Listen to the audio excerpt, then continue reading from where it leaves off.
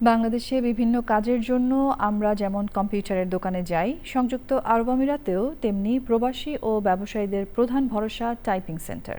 মরুভূমির দেশে এই ব্যবসায় সাফল্যের অনন্য গল্প লিখেছেন বাংলাদেশি উদ্যোক্তারা। আরব আমিরাত প্রতিনিধি জাসিরুল ইসলামের পাঠানো তথ্য ও ভিডিওচিত্রে ডেস্ক রিপোর্ট। আরব আমিরাতের visa, trade license, ID, medical কিংবা ড্রাইভিং লাইসেন্স সহ আরব আমিরাতে সব ধরনের দাপ্তরিক সেবার প্রধান ভরসাই এই টাইপিং সেন্টার। বর্তমানে দেশটির 7টি প্রদেশে 5,000-এরও বেশি বাংলাদেশি যুক্ত আছেন এই ব্যবসায়। বিশেষ করে দেশি প্রবাসীদের সুবিধার্থেই গড়ে উঠেছে এই প্রতিষ্ঠান।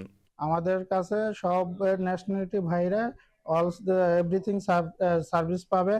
আসলে এই আলক্রুজ এটি মূলত লেবার এরিয়া এবং আমাদের এখানে প্রায় 5 লক্ষেরও বেশি প্রায় বাংলাদেশি আছে যারা বিভিন্ন কর্মসংস্থানের সাথে জড়িত আছে।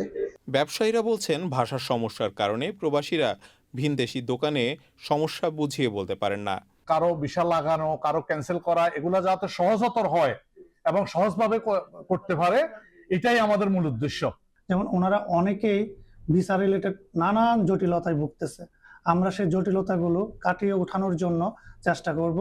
বিভিন্ন সরকারি দপ্তরের কর্মকর্তাদের সাথে যোগাযোগ রক্ষায় আরবি ও ইংরেজি ভাষায় দক্ষ হতে হয়। জানতে হয় আরবিতে আবেদনপত্র পড়া ও লেখার নিয়ম।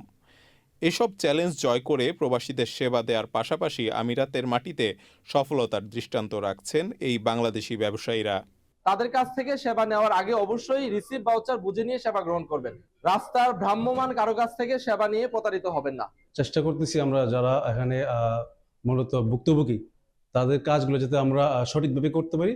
প্রবাস শুধু নিজেদের ভাগ্য বদলই নয়, বরং হাজারো বাংলাদেশির আইনি ও দাপ্তরিক কাজ সহজ করে দিয়ে দেশের মুখ উজ্জ্বল করছেন এই রেমিটেন্স যোদ্ধারা। Desk report, channel I.